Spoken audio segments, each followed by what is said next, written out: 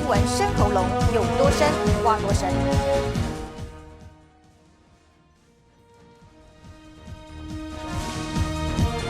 许多朋友在今天的周休假期的礼拜六，你出去游玩，你就会觉得这天气形态来说呢，白天的时候感觉起来有点热，但是呢，在东半部地区的花莲跟台东两个地方，云层量多就有间歇性的阵雨，因为最主要受到天鹅的外围环流影响。那我们就来看看现在这个时候的雷达回波了，回波上面可以很明显看得到整个云系的发展，在花莲、在台东都有一些云层，但是你可以注意哦，整个云层是由东北往这西南的方向在移动，因为这是台风的外围环流云层。那台风的暴风半径是在这里，有没有看到？刚好这南边的恒春的雷达站可以扫到，就是在这个地方，台风眼在这个地方清晰可见。所以我们可以注意到，整个台风的外围的云层，使得在今天的花莲到台东都有间歇阵雨，宜兰也有短暂雨，但是宜兰以北可是云缝中常常阳光会露脸，所以呢，有时候雨下完之后，你看一下阳光出来，彩虹在现在这时候倒是有机会见得到呢。可是今天呢，如果在台北西边到了林口台地，一直到整个西半部地区啊，可都是天气晴朗呢。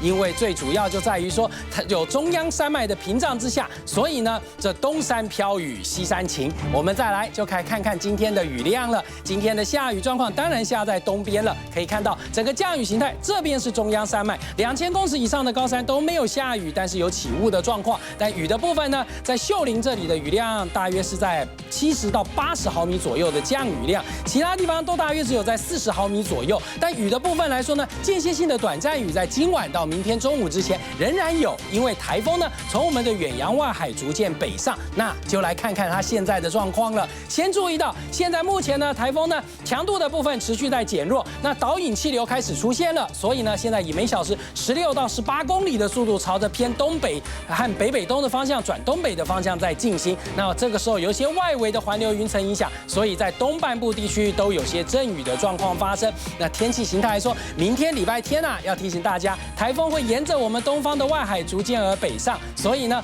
东部地区的风浪来说都比较偏大，你没事别到海边去观浪哦。我们就来看看它的路径了。先来注意到，在现在的时候呢，它在恒春半岛的东南方海面大约在230到250公里海面上，未来呢会朝着石垣宫古岛的方向前进，预估呢到了明天下午的时候呢，就已经到达了钓鱼台附近海域了。这个时候的我们已经逐渐的脱离它的范围喽，所以呢，明天傍晚的时候，海上警报也都渴望解除了。那天气呢？天气只有在明天的早上、中午之前的时候，东部地区的降雨来说还是会有一些，但等到明天下午以后，它到钓鱼台附近，整个下来的是北风，我们的雨的部分反而会开始减少。来看看浅视图了，这暑假剩下1个礼拜，有些朋友要出国去要注意啊。礼拜一到这个琉球群岛的那霸的话，就要特别注意台风会接近。到了礼拜2的时候到九州的话，你也要特别注意航班的部分可能会受到台风影响。但这台风逐渐北上，强度持续的减弱。但现在傍晚之时啊，来个提示告诉你要注意的事项了。浪大，请你别去海边观浪啊。还有明天礼拜天东部地区跟北部地区还是有些间歇性的阵雨，雨区行车注意安全。刚刚佑正也告诉大家这个下雨的车祸的状况。但是呢，沿海的阵风偏大，西部地区的朋友等一下要看的夕阳的话，记得骑车的朋友要注意风比较强一些。那礼拜天白天的时候呢，台风就在中午以后开始逐渐的要远离了。还是要提醒北部跟东部的朋友，第一个海边不要去，第二个山上不要去。